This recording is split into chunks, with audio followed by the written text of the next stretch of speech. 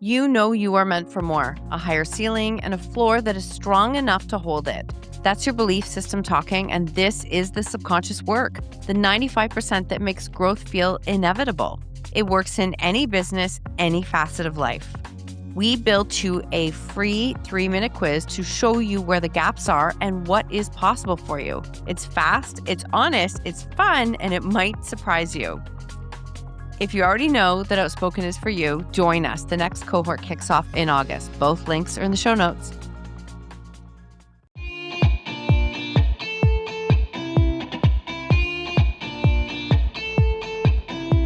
Welcome to the Own Your Choices, Own Your Life podcast. You've landed in the right place to learn how to own your story, release subconscious beliefs, rewire your mind, and step into the impact you know you're here to create.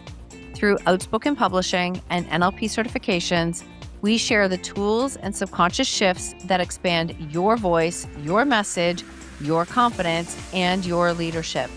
I am your host, Marsha Vanwynsberghe, NLP trainer, speaker, author, and publisher. I am thrilled you are here. Let's get started.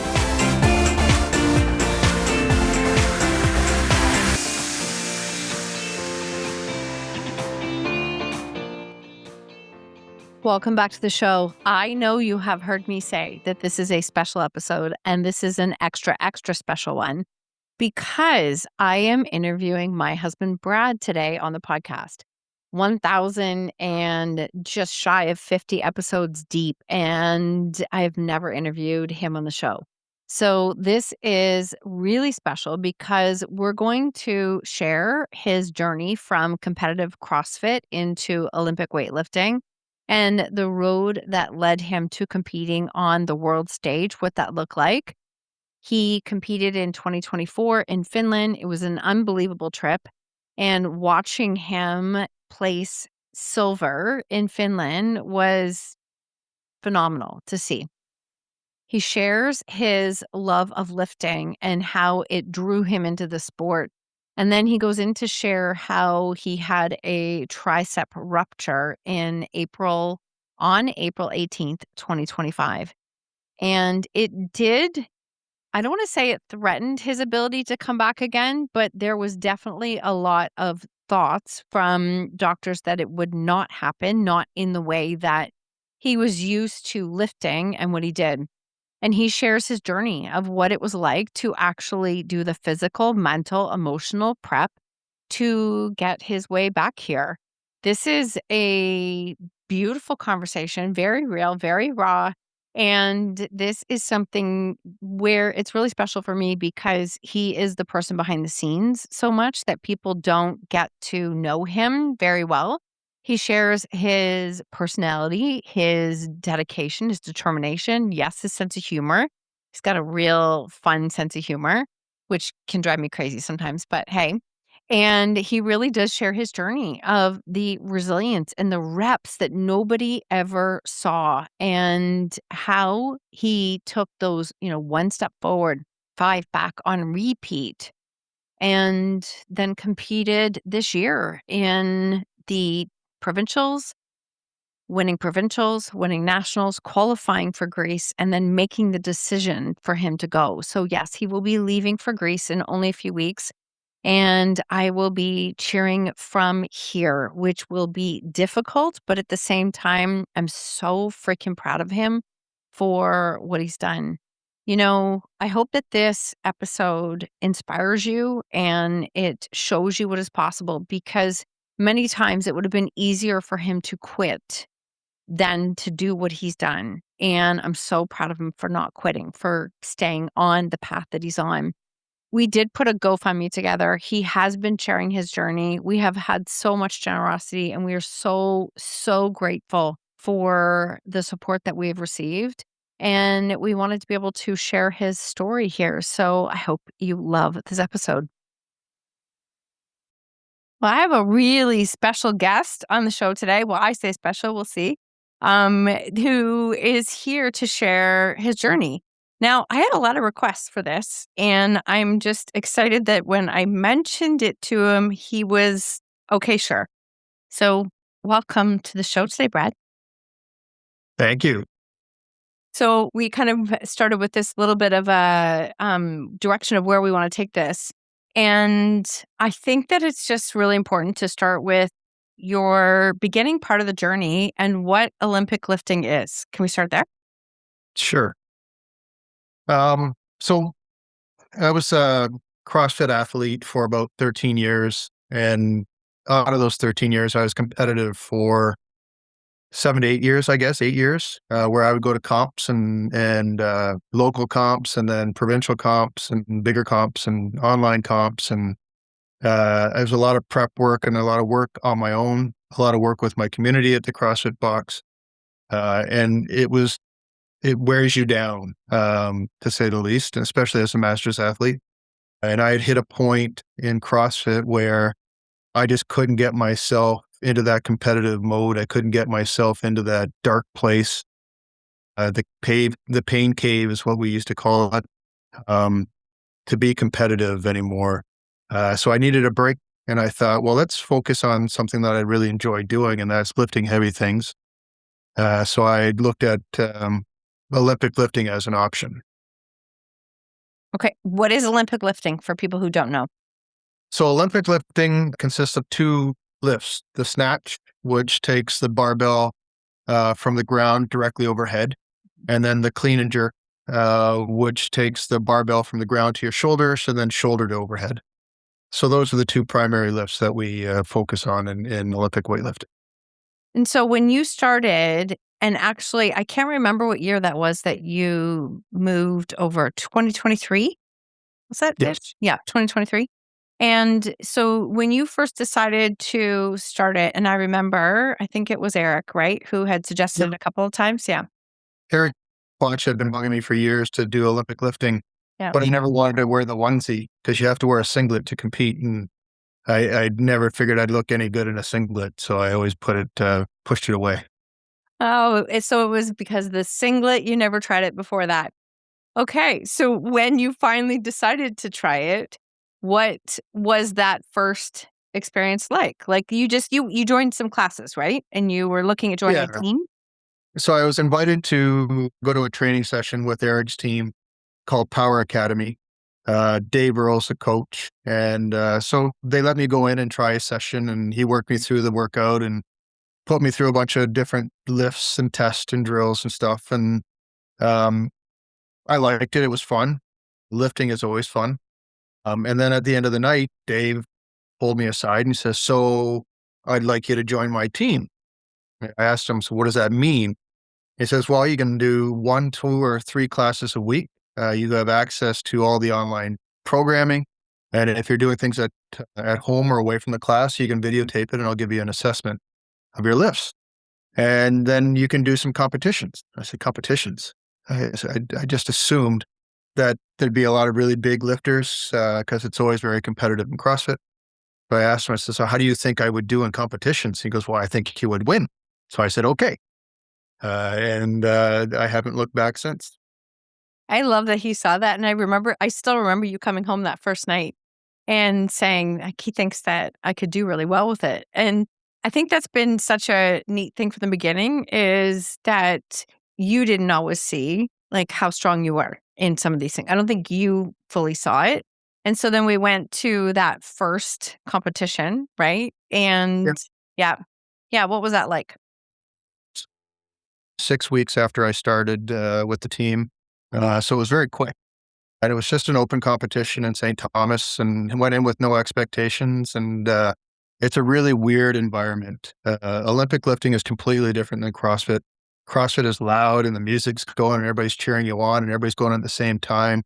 A lot of excitement. There's a lot of activity. It's go, go, go, go, go. Your heart rate's just pounding out of your chest. And 3, 2, 1, go, and you just go. Olympic weightlifting is very, very different. It's just you and the barbell on a stage, bright lights shining down at you. You got 3 judges up there judging your lift, and there's dead quiet. There's Mhm. no music, there's no noise, there's nobody cheering you on. You might get the odd holler, but for the most part, it's really, really quiet. And you're trying to calm yourself down to hit the lift. And Completely different. I remember the first time I saw one of the comps, it was so strange to be in that, like to watch it as an observer And so I'm curious, like you said there, you had to quiet your mind down. What were some of the things you had to learn pretty quickly to do in a Olympic lifting comp versus a CrossFit comp? I think the first competition, there's a lot going on behind the scenes in a competition, an Olympic lifting competition. Your coaches are always messing around with the clock. They're playing you off against other people. There's big delays. You end up sitting a lot. It's very slow.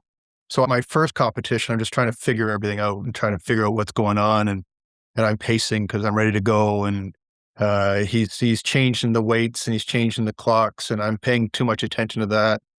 So I think the big thing that's from now until since then is I don't pay attention to what the coach is doing. Mhm. Let him worry about the clock and the weights, and all I got to do is execute the lift. Just pick up the barbell and go. So Mhm. And because when you're in a comp like this, I just want to set this up for people who don't know what this is like. You are completing 6 lifts, 3 of the clean and jerk and 3 of the snatch. yes. Yeah. And so what's it like to, like, even if you're looking at your journey now, that when you miss a lift, like, how do you pull yourself out, and just to pull yourself back for the next lift? Like, how do you do that? Well, so that's the first thing I tell myself. There's nothing I can do about it. Mhm. It's done. It's gone. I can't go back and fix it. So you just prep for the next one. And if you were close to hitting that lift, you can either stay at that weight or you can go up. So if you're feeling good, you can go up and really focus on the technique and try to get yourself dialed back in and focused. Um, some days it's easier than others. Some days you're trying to overcorrect. Some days you're frustrated. But you've got to accept the fact that this is competition day and trying to stay focused on what you have to do in the job at hand. Mhm. Okay. So now we've set it up so people understand what the sport is and what that journey was like. Where was the first time that you had a fairly big win that you went, this actually is like, A, I love doing it, and B, I'm actually good at it? Well, first year I did the open and I won that one, and then I did provincials and I won that one. I think I even won lifter of the day, like male lifter for First provincials, time. Yeah. first time, and then I won nationals in the same year, my very first year.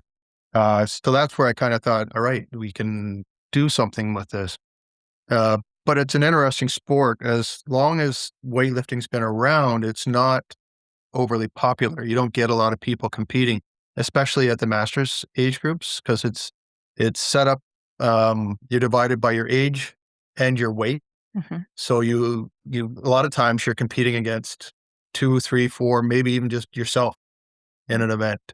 So for the most part, it was just me competing against myself. Um, and there was really nobody trying to beat me. So I had to make sure I had to hit my lifts. But I think my first really big comp where I knew I had settled in and I was hitting big gains and feeling really good and feeling really confident about where I was going was in 2024 at the Nationals in Quebec, Yeah. where I had numbers that I wanted to hit.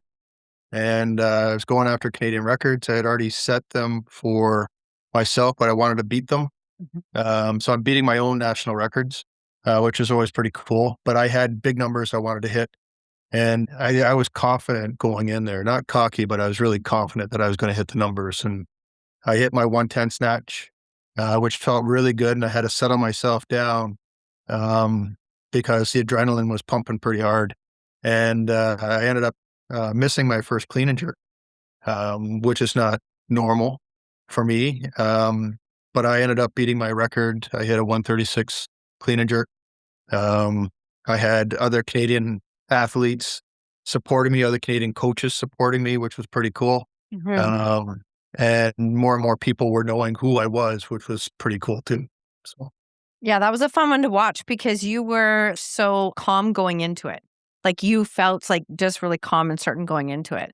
And so I remember at that comp, one of the coaches saying to you, like, all these Canadian, like, you've got Canadian athletes here who are supporting you, who are cheering you on. And then they said, it's not going to be like that when you get to Worlds, just so you know. yeah, Yeah, so it was really different. I think the similarity between CrossFit and the Olympic weightlifting is your community. Mhm. You have your own personal team, which supports you and you train with every week.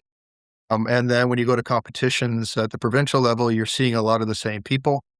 And even when you go to nationals, for the most part, you're seeing a lot of the same people. So you develop this community around you, which is something I've always enjoyed about CrossFit, something that I Mhm. enjoy about weightlifting. Um, I made a lot of good friends and a lot of good contacts and a lot of good connections that have lasted through the years. But it was really different at Worlds. Mhm. Yeah, and so the difference even at Worlds, like, the energy of when you were warming up for those days, like, when you're prepping the days before, and then comp day, right? Like, there was just Yeah. this explain what that was like those few days before. So we went to Worlds in Finland, in Rovaniemi, Finland in 2024. Mhm. Um, and the way it's set up is you go there a few days before, trying to acclimatize yourself to the time difference and to the environment. You can go into the training center to work out on the days prior to your comp. So I would go in and you'd have people from all around the world training there, lifting and prepping. You'd have Belgium and obviously Norway and Finland and Ukraine and Japan. The US guys were there. At that point, there weren't a lot of Canadians yet, but it was really cool because I was in there lifting and I did not feel out of place. Mhm. I felt like I was where I was supposed to be. I wasn't way behind anybody. I wasn't way ahead of anybody. I was right where I was supposed to be. So I really felt like I had found my spot, my place. Mhm. And then on actual, what do we call it, comp day, game day, whatever, the day where you actually competed at Worlds, what was that experience like? Where did the nerves shift? Well, going into the day, I did not sleep well. I had a really hard time with the time difference. It's a 7-hour time difference. So leading up to that day, my sleep wasn't good. I was really tired when I woke up, really groggy. We lifted first thing in the morning. So the way it works is you go in and you weigh in 2 hours before your sessions start. So I show up for weigh-in, and I'm the only Canadian there. There's one other American there, so we were the only two that spoke English and didn't speak anybody else's language. But they all knew each other. Everybody else knew each other because they all compete in European competitions, much like I compete in nationals. Mhm. Um, so they were all shaking hands and hugging and high-fiving, and they were ready. And I was a low man out, and they didn't know anything about me. They didn't know who I was, which was pretty cool.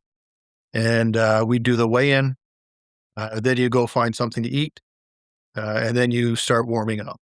Mhm. So it was different because you don't know anybody and you're the odd man out in the situation. So it was pretty cool. I liked it. It was fun. Yeah, and it was definitely you had a, I'm gonna say, a come from behind moment. Can I Yeah, say that? Yeah, so say what happened in Finland? yeah. So during the warm up, the warm up platforms are right behind the stage, and my warm up's not going well. Mhm. Um, and you're right in the middle of everybody else, so everybody can see you warming up. You can see everybody else warming up. They're hitting their numbers in warm up. I'm not. Mhm. I missed my last warm up weight at 100 kilograms, and I was supposed to open at 102. Um, and I went out and made 102. Mhm. So I made my first one barely. It was tough. It was It was hard to really watch. tough. My technique was off. It wasn't a good lift. I wasn't feeling really good about myself at this point. I went out to the next weight at 105. I was supposed to be starting at 105. My second weight was 105 and I missed it. Mhm.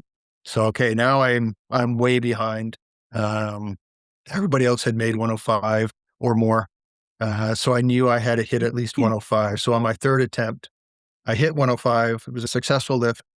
And going into clean and jerk, I think I was 5 kilograms behind the leaders. Um, so I knew I had to have a good clean and jerk session in order to make it up. And my openers for clean and jerk were higher than most of their first lifts or second lifts. So everybody's waiting for me to go. And they were starting to get in their own heads. Mhm. And a couple of them, you could tell they missed a couple of their lifts, and I was just sitting in the chairs and like sitting right front and center. So they all knew I was waiting for them to play my own little head games with them. And I made my first and second clean and jerk, which put me into the medals. It put me on the podium. Mhm. And then the leader hit his clean and jerk. So I knew I had to hit 141, I think, for my clean and jerk on my last attempt. And it was the first time I felt nervous. Um, right? Yeah, It of was the course. nerves really hadn't kicked in yet before that because Yeah. uh, there wasn't really much on the line yet. Mhm. But now with Worlds, there's something on the line. I had the gold medal on the bar, and I ended up missing my clean and jerk. I missed the clean. I didn't even get to the second part of the lift. I missed my clean, uh, gave a wave to the crowd, and picked up my silver medal. So Mhm. that was still pretty cool to be, second best in the world at my age. At 50, I was 54 at the time. Mhm. So that was pretty cool. That was still pretty cool to be second best in the world. And knowing that I had people back home watching at 2 a.m. in the You morning, know, like, it was crazy. it was really neat because your siblings were both up in the middle of the night, which I thought was so awesome, right? They were Yeah. both watching it and we're texting back and forth. And I'm like, you guys are up? You're like, yeah, we're watching it. And it was just really neat to see. And you were so close, but to see it shift so that I know that there was times where you kind of got into their heads a little bit. And then from the crowd side, I could hear people like, "Who is this Canadian? Like, what is happening here?" I don't know if you said it, but how young were some of them when they started competing? Well, that's the thing, right? When you start talking with people, either the days leading into the competition down at the training facility or just walking around on the streets the days before, a lot of them in Europe started competing in the 80s, like when they were teenagers or younger. I didn't pick up a barbell for a clean and jerk till I was 42. Yeah, So this was relatively new. And I didn't even start focusing on weightlifting until I was 53. yeah. So these guys had a few years on me, a few years experience. Just So yeah, just a few. just a few years experience. Okay, you're finishing second in Finland. You're having this experience. What Mhm. goes through your head now? Like what you're like, okay, do you feel like, yep, head down, we're gonna focus. I know where I want to go and what I want to do. Hmm? Yeah, I really enjoyed competing at the world level. Hmm. And I felt like that's where I was meant to be. I felt like I was right at home. Um, we were already talking about our travel schedule being based around my weightlifting. So I was already gearing up for nationals. Were in Calgary in 2025, and worlds were going to be in Vegas. I wasn't real crazy about traveling to Vegas with everything going on in the States at the time, but it's where the worlds were. So we were going to go. Hmm. Um, and then just planning the years out beyond in 2025. So big plans for 2025. Yeah. And then 2025 comes. And 2025 was, yes, we're here talking about lifting. 2025 was not an easy year. It was just not an easy year, period. No, No. no. And so provincials were in April. Hmm. And about a couple months before that, I felt a little tweak in my elbow. But, you know, you get hurt all the time. You get little tweaks and pains and aches. And, I've got a history of golfer's elbow. So I just brushed it off and thought that's what it was. It wasn't really impacting my lifting at all. I was hitting really good numbers going into provincials. Didn't think too much of it. Um, I went to provincials. I had a good day. I snatched 110. I set a new Canadian record because I aged up. So I set the Canadian record for the 55 to 59 age group. Um, I went and got my clean and jerks, my first 2 reps of my clean and jerks. And I set a Canadian record for clean and jerk at the age group, but I still had one attempt left. So I had 110 on the snatch. I wanted the total of 250. So I went for 140 on the clean and jerk. And that's where my elbow decided that 140 wasn't a good number. Yeah. It decided it was no, it was not going to happen. Yeah. So, from your vantage point to explain what happened in that last clean and jerk? Yeah, it was 140 kilograms, which is about 310 pounds. Mm-hmm. The clean went well. I felt it went well. I got set for the jerk. Um, my jerk technique wasn't very good. And as the barbell got past my head, I heard the pop in my elbow, and the elbow shot out to the side, dropped the barbell, and immediately left the stage. Mm-hmm. And I knew something serious was wrong. Mm-hmm. And so everything happened pretty fast after that. Like Yeah. well, okay, you did go back out and get your medal. Yeah. So I went back in. I went back behind the curtains, behind the stage. My coach finally came and found me, and because I didn't want to go back in where everybody was warming up, because it would be Yeah. a total distraction for them, even if they knew what had happened. They didn't need to see that. So I kind of hid in a corner. Finally got to a point where I could get outside. I went outside for a little bit, and then I had to go back in and get my gear because they had to pull it all together. So I went back in. I was getting my gear together, and they called me out to get my medal. So I had my arm in a sling, and I went out and got my medal and went home. Well, I shouldn't say we went home. We got in the car.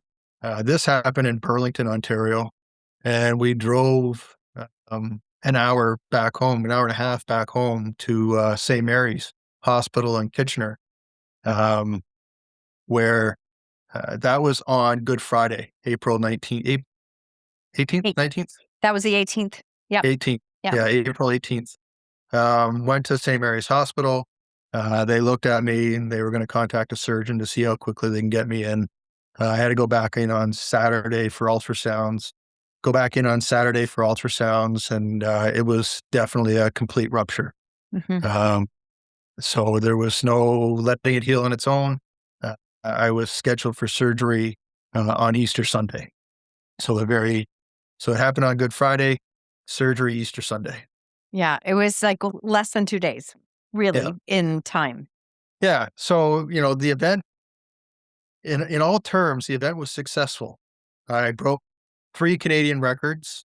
I won best male lifter Yep. for the day, and I actually came that those numbers set me up for being the top lifter in Ontario for the year, in the masters group. So if you look at it from that standpoint, it was a successful event, but not so much for the body. Yeah, it was going to be a long road to recovery for sure. And for some of your first thoughts, like, what was that like? Did you have thoughts that, okay, I'm done? Or did you have thoughts of, I don't know what this looks like? Like, what was going through your head then? I didn't really know what it was going to look like. I didn't really know what was going to happen, but you always hear stories of people coming back Mm-hmm. from torn biceps or ACLs or whatever. So I just assumed it was a big deal, but not a really big deal. Um, I figured let it heal and rehab it and go to physio and start lifting again. Mm-hmm. That's kind of what I thought. I never thought that I was done lifting It's good. at Okay. that point. Yeah, at that point. And then afterwards, just to give people a picture of, like, I've said it on the podcast before, but you went from being, at a peak lifting, super strong, to then having to adjust to, struggle with, like, shower, getting dressed, socks, shoes, cutting food, couldn't drive. Yeah. Like, just to paint that picture, that is quite the change. Yeah. They had my arm in a cast to begin with, where it was locked out straight. Mm-hmm. And then they put it into a brace, where for 3.5 months, they gradually increased my range of mobility. So for the longest time, I couldn't bend my arm No. because they had to let the tricep heal, because they had done a suture anchor where they pull the tricep tendon back down towards the elbow, and then the suture anchor takes post in the bone just on the other side of the elbow. So they had to let that set. They had to let that heal before they could give me range of motion. So I couldn't bend my arm, couldn't pull up my pants, I couldn't shower. The incision was still open, so I couldn't get it wet.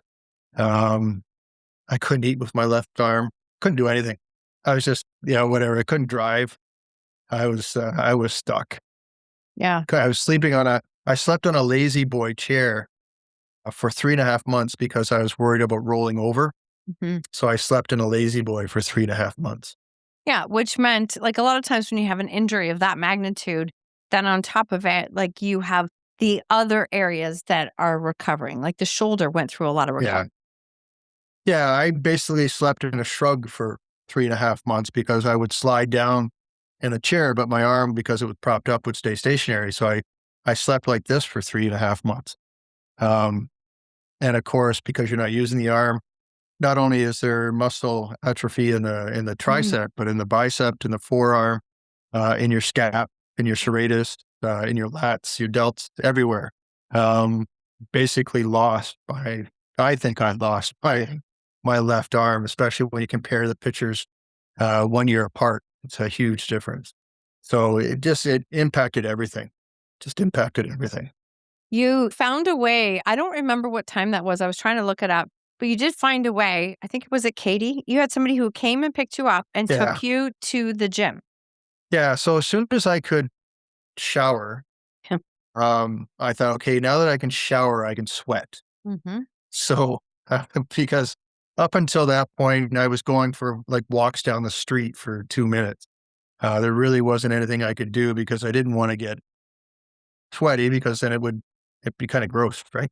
Yep. And irritated and agitated and everything else. So as soon as I could shower, I had one of my team members, Katie, pick me up and take me to the gym. So I would do bike work with my, keep in mind, I still had my brace on. Yep. I would do bike work with my brace on. I would do sled pulls. I would do farmer's carry because I could hold on to things. Um, I would do holds. I would do sit ups. I would do whatever I could uh, um, with that brace on that allowed me to move. I even practiced my footwork on the jerk so I could keep it fresh. Um, I also did a lot of rehab work with bands. Mhm. Um, and crossover symmetry was one of my biggest tools that I used at the beginning. So whatever I could do, I did Mhm. right away as soon as possible. Yeah, I don't know when that was, but I know it was fairly soon. And I Yeah. think that helped because if not, like, mental health could take a real hit during that time, right? Because all of a Yeah. sudden your whole identity is shifting. Well, yeah, and the surgeon told me I'd never lift again, or at least I wouldn't hit the numbers that I was. And I had to believe him in some sense because Yeah. he's the only one that's seen it. So I believed him in some sense, but I also didn't. I always Mhm. hear the stories of people making comebacks and being stronger than ever and proving people wrong. So I thought, well, why can't that be me? Mhm. So I fully planned on lifting again throughout the whole session, regardless of what he said. Yeah, I didn't have a doubt. And I'm so curious, like, on this now, because being that you do the lifting that you do, what does, like, think about before the injury, what did strong mean to you then? And what does it mean to you now? Prior to the injury, strong meant moving as much weight as possible. You know, I was always big on squats. I was always big on deadlift. Never really big on bench press, but I loved playing with sandbags. I loved odd objects. I could throw around a lot of weight. Strong meant strength physically, but it also meant strength mentally, being mentally strong so that you can dial in the focus when you need to. You can dial in concentration when you're tired. Strength meant that you could go into that dark place if you needed to, into the pain cave when you needed to. Strength meant that even on days where you didn't feel like working out, you still worked out. Mhm. I don't know if much has changed since the injury. I think it's probably more geared towards um, not so much about the weight that I'm moving, but because I know I can move the weight. Mhm. I may not be as physically strong as I was yet, but I know it's coming. I think now strength is more about dialing in the mental part of the game, being focused and being able to concentrate on the lift and trying to work on the technique now more than anything else. I think that it's mentally strong um, versus physically strong. I think it's kind of shifted towards more mental. Mm, I I completely agree. So as we take it to the road to world, started with the road to recovery. where was the point for you that you went, I think I'm going to compete again? Like, I think I'm ready. And where was, I know where it was, but if you can share that turning point moment for you of when did you decide to compete again? Well, so when I got hurt, when I first had the surgery, a friend of mine reached out to me from Germany, who I had met in Finland, and he said that he had the same injury. Hmm. He said it took him a year and a half to fully recover. So I thought, okay, a year and a half, that puts me roughly into September. So April of 2025 to September of 2026 is just short of a year and a half. So I thought there's a possibility, but the way that the rehab and the lifting was going, it didn't feel like it. In October of 2025, I started moving a barbell again and had a setback because I ended up with a bone bruise on my elbow because it just wasn't strong enough to take a sharp movement, right? Hmm. Because the jerk is an explosive movement. It was getting a little bit of a bounce back on the elbow joint and ended up with a bone bruise. So that took me back until January. So I really didn't think that it was an option. Um, so we were January, I started lifting the barbell again, started being really smart about the weight, trying to be really smart about the technique, working with the coaches on programming. I did a lot of work with electroacupuncture, trying to get muscles to fire again. It's amazing how the body um, doesn't always fire muscles. The nervous system kind of takes hold and doesn't want you to do things. So you got to retrain your body to Yeah. fire the serratus and to fire your scap and to fire your tricep. So I did a lot of work with electro acupuncture. Um, I did a lot of work with just simple movements, simple bodybuilding stuff too, trying to rebuild muscle. Hmm. And then I knew that if I wanted a chance, this was probably in March Hmm. when registration opened up for provincials or when it was going to open up for provincials. I knew that if I wanted a chance at Worlds, I had to, and it was still a really outside chance. If I wanted a chance for Worlds, I had to qualify. To qualify, I had to go to nationals. And to go to nationals, I had to qualify at provincials. So I had to do provincials if there was any chance of me going to Worlds. Hmm. So I signed up for provincials. I had decided I was going to do provincials just to leave the door open, if nothing else. Hmm. That was kind of March was the turning point where that there's a chance.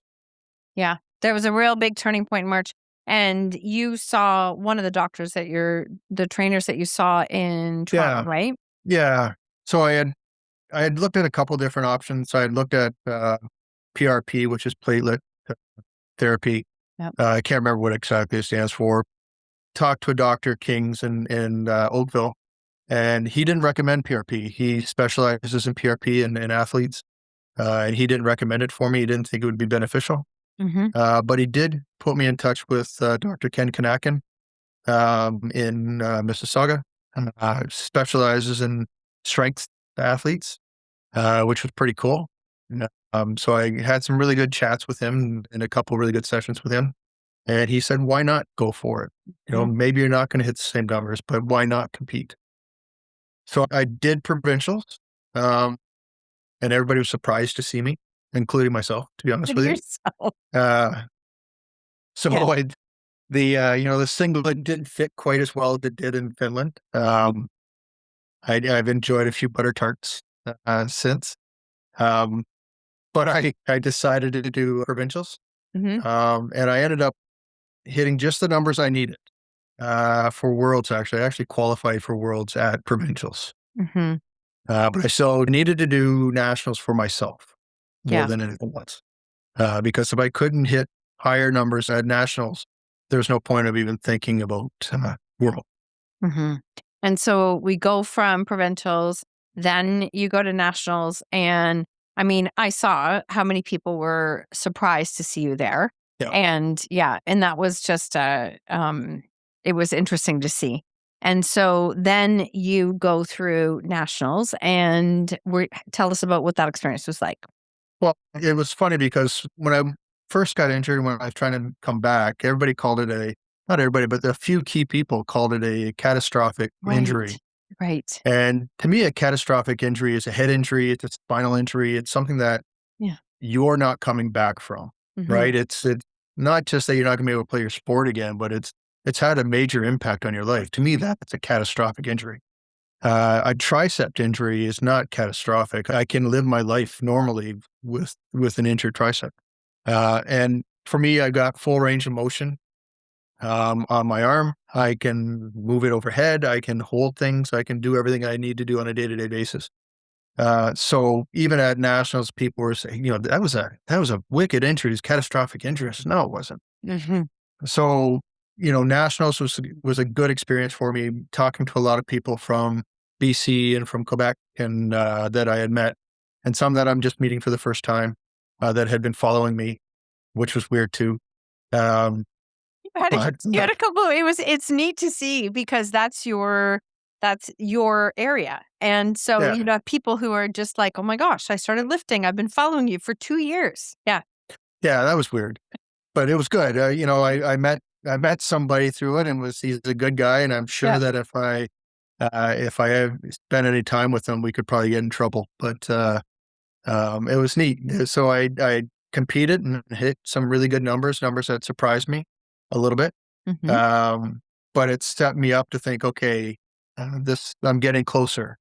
I'm getting closer to deciding to go to Worlds. I still wasn't 100% yet, because the numbers that I hit at nationals would not have been competitive at Worlds. Mhm. And if I'm going to go to Worlds, I'm going to be competitive. Mhm. And I so appreciate that that's your way that you frame it. And at the same time, though, I do remember like the European nationals were happening at the same time, Yeah, right? And then the US nationals were happening at the same time. So there was a whole lot of numbers up in the air. And I remember you yeah, saying there's no way my numbers won't be competitive. And then I still remember you telling me some of the numbers and I'm like, oh, yeah. You're actually not yeah. too far I from them. wasn't too far. Yeah, I wasn't too far off, but I was off. Yeah. Um, and it's, trying to add the last 5 to 10 kilograms to your lift is like trying to lose the last 10 pounds. They're the hardest ones Yep. to add to your lift. So I wanted to make sure. So I've seen the numbers that were being hit at the Europeans, saw the numbers that were being hit at the US, knew where I had to be.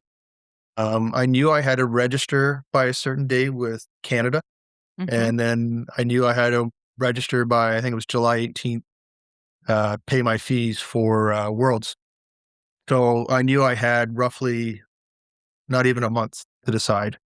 So I registered with Canada. I got the approval from Team Canada to compete as part of the team. And then I held off on registering for a little while. And we figured that, you know what, let's register.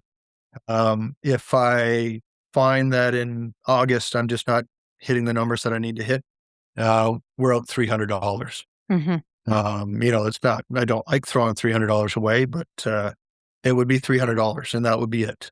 Um, so we get through it and we register and we pay the $300 and I keep training. And I knew that July and August were going to be really, really, really hard on me because I would really have to bear down and everything would have to be geared around lifting. Um, Everything would have to be geared around rehabbing, and everything would have to be geared around adding those last 5 to 10 kilograms to my list. So it's been tiring. It's been hard on the body. It's been hard on the mind. Been hard on work, Mhm. uh, and hard on family life, I would say. But it's going to be what's going to be required. I've got 4 weeks to go, and it's going to be a hard 4 weeks. Mhm.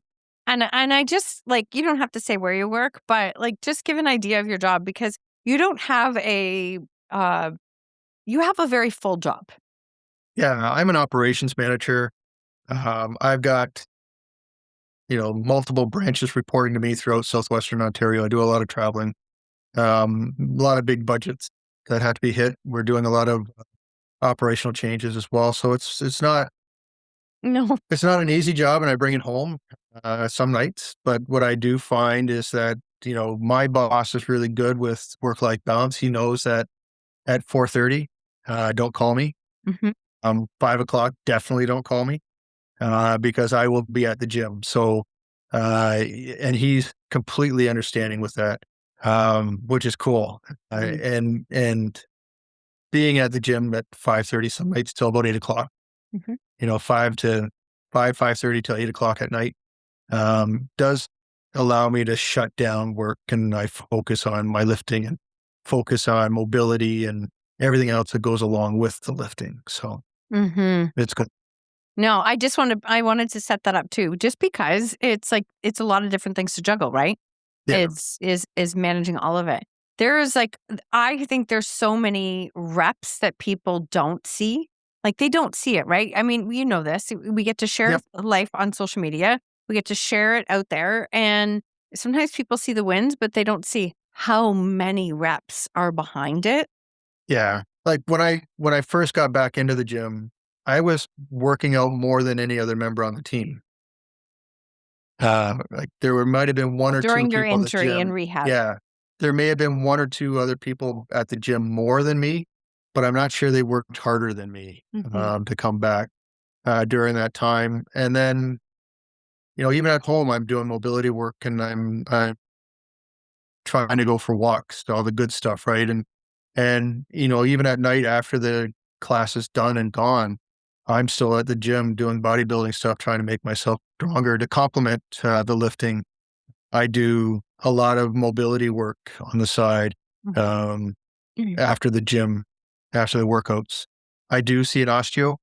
Marsha has Amazing. probably been my biggest secret weapon for Mhm. the last 10 years, I think, Yeah, I probably think so. close to 10 years. Yeah. She's fantastic, and she keeps my body ticking. She also keeps me on track mentally too. She's been really, really good for me. Mhm. Um, so there's a lot that goes on that a lot of people don't see, and the meal prep that goes into it. Uh, Trying not to eat butter tarts, which is not always easy for me. Um, I don't bring them home.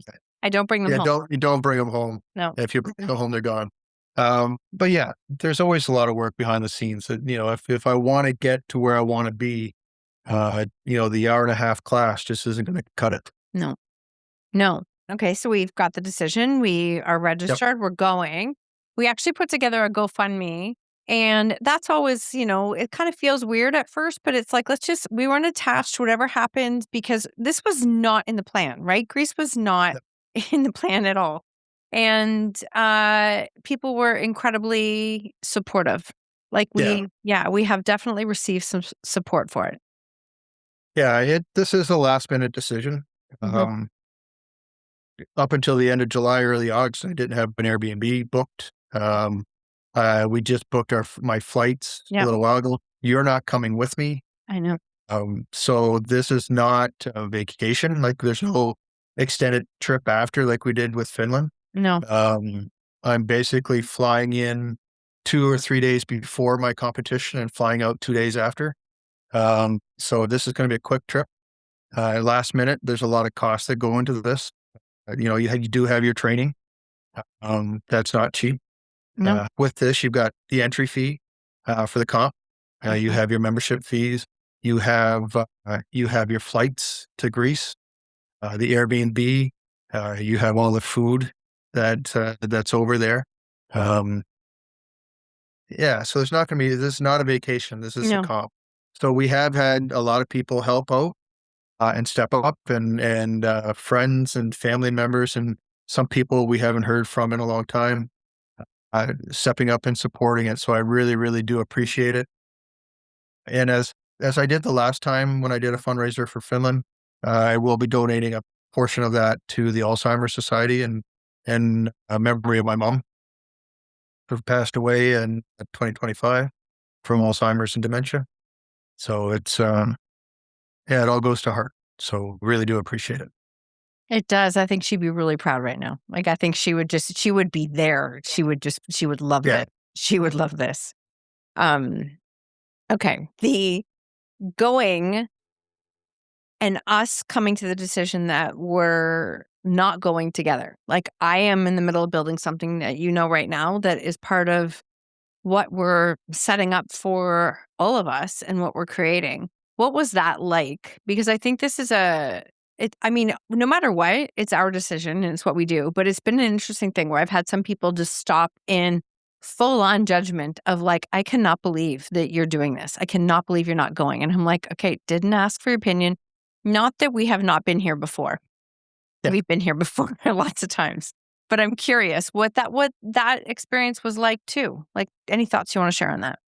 Well, a lot of people think I'm crazy for lifting weights even before I got hurt. So I typically don't take to heart what too many people think is worthy of their opinion. When we made the decision to do this, there's a bunch of stuff that went into it. I knew you weren't going to be able to go. This was not supposed to happen. Mm-mm. In April of 2025, this was not supposed to happen. No. In April of 2026, this was not supposed to happen. So we move on with life, right? This is all part of life. This is not solely about weightlifting.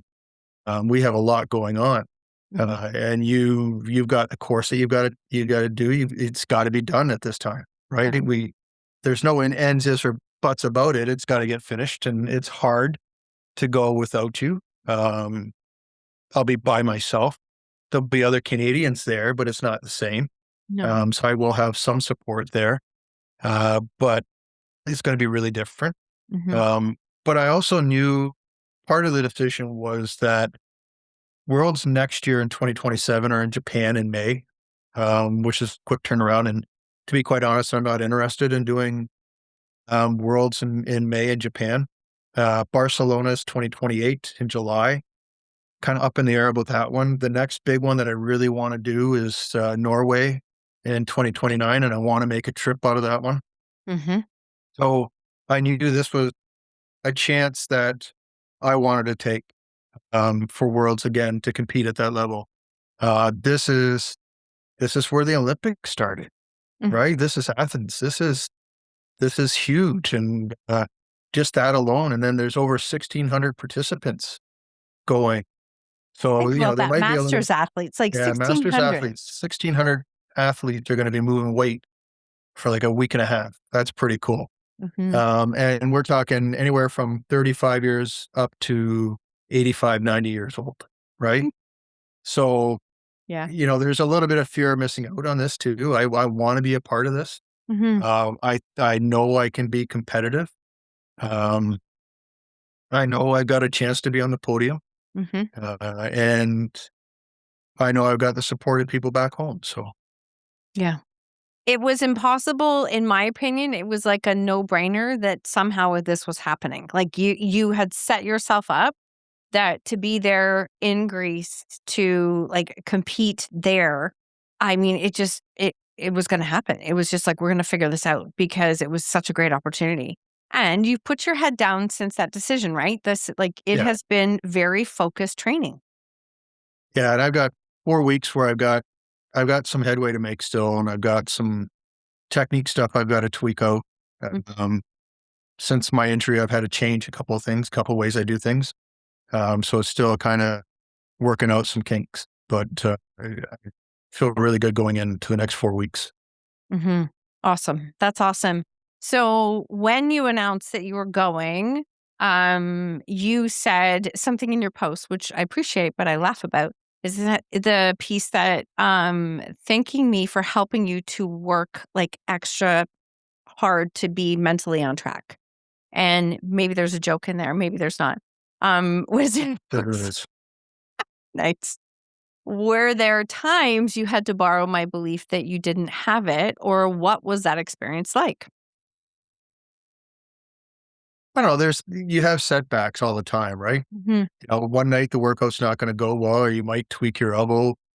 Something didn't feel right, or I'm not making the progression that I want to make. And some nights those are tough, and you come back and you may not be in the best mood, or you go into a workout and you're tired, mhm, and it's just not going to be a good night.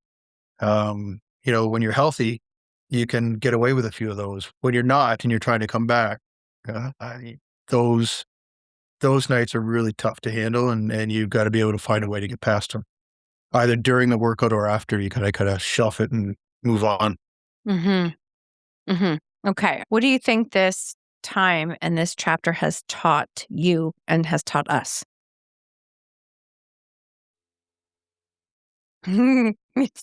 It's late, isn't it? Now? I just I didn't share my questions with him ahead of time, and I said this was gonna be organic. So there we go. Yeah. So I think what it's taught me is that I can do it. Um, I think I still got a long ways to go, and I think after Worlds, I'm going to have to evaluate where I'm at and where I want to go. Mhm. Um, but I think that for right now, it's taught me that uh, it's okay not to be able to hit the numbers you want to hit. You got to go through the process to get there, and Mhm. that there is a process to get there. I think for us, it was a tough time. I couldn't shower myself. I couldn't clean myself. I couldn't cut my own food. There's a lot of things I couldn't do for myself. Yeah. So, it was a tough go at the beginning. And right now, I'm probably being pretty selfish with my time, and I do know that it's impacting other things. Um, but it's it's either this or I stay home. So I don't. I think you know how important it is to me. Mhm. And I think you know that I don't take it lightly, and I'm not taking it lightly, and Yeah. I'm taking it seriously, and I'm putting in the work, and I'm putting in the time and the effort. Mhm. Um, and I'm not eating butter tarts right now, which is good. Um, Not yet. so yeah, I don't know if that answers your question or not. But Yeah, no, it does because I think that I just want to share it from this lens. Like your commitment to it, yes, it has impacted some things and time just because of time is time. We only have a limited time. Yet at the same time, I would rather see this be something that you are taking very seriously, and you do. Like, you do. There's no question. So I mean, I support it, but I've never been the wife who's like, "No" to that. I just think it's awesome. I like seeing you do something that you love doing.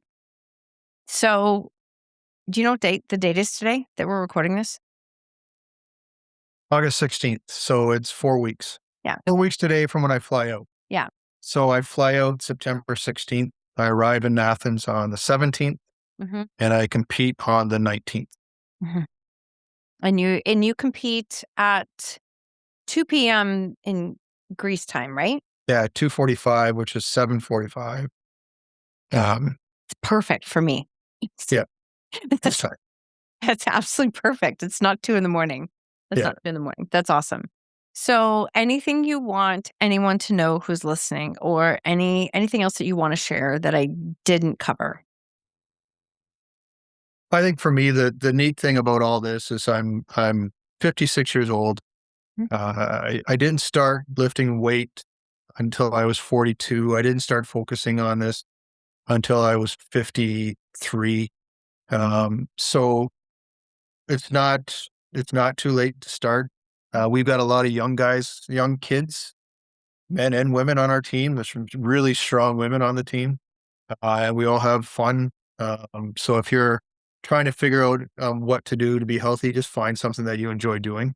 Doesn't matter how old you are.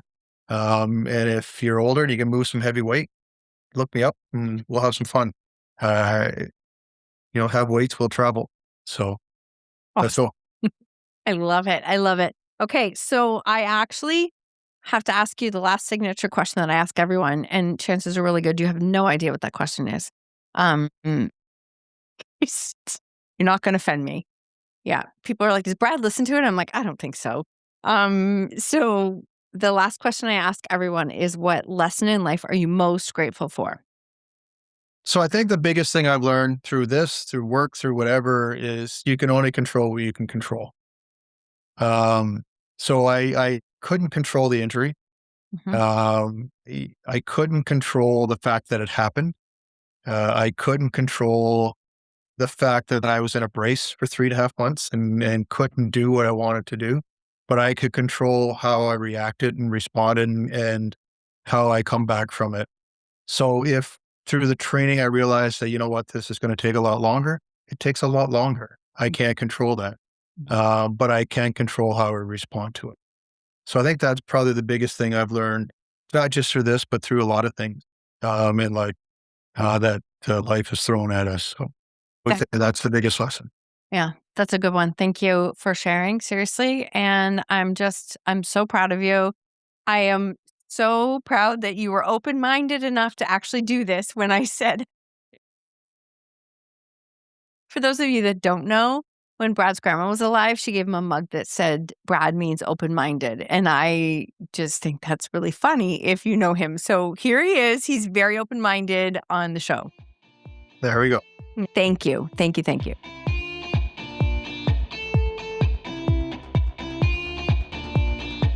Thank you for tuning in to another episode of Own Your Choices, Own Your Life. I invite you to tag me on social media with your takeaways or share it with a friend. If you feel called, please leave a 5-star review and I would be forever grateful. Until next time, remember, when you own your choices, you own your life.